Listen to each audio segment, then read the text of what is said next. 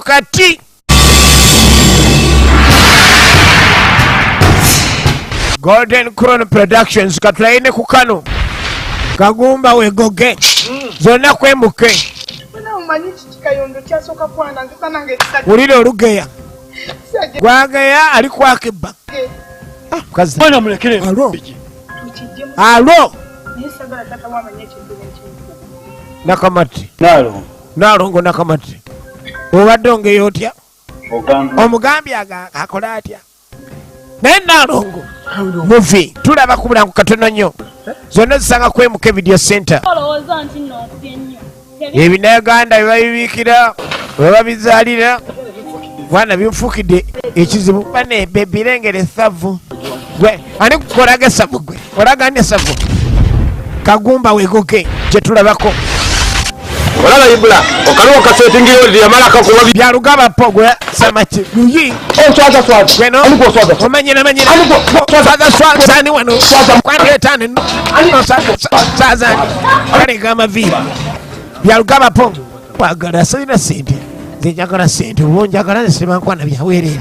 onkwanira nambikajjo odana musola ku bantu sina sente jagala sente kasiri warati Kagumba Wegogge gisange kwemuka video center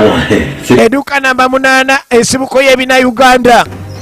watunula kutida ekyalo kyonna kino kyonna nga bw'okiraba kino kyonna ulira n'amazzi ulira n'amazzi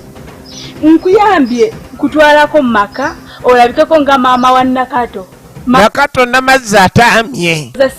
tugenda masula kubulango katono nnyo omwana ngambye gamba Nalongo ndabye amagufa ga kitaawo tugenda maaso mpolampola zisange zonna ku MK tulaba kubulango katono nnyo Kagumba Wegogge sijja kuvaawo Kagumba alo ensi eri mugunjula omanye oli okudda nga linga enkalabaasa gunjuza muliro alo talaba tugenda maaso bagiise Kagumba Wegogge MK video send duka namba 8 mwali gwakutano jabasa ku Majestic Plaza ojaba funa zonna bazirina yesibuko y'ebina Uganda alo gwe agala kujjayo nkalabugo Kagumba Wegogge MK video center ojagisanga byalugaba po director bajise Kagumba Wegogge ogifuna katikati ku MK video center kyangu yire oguna binge kopi yo katikati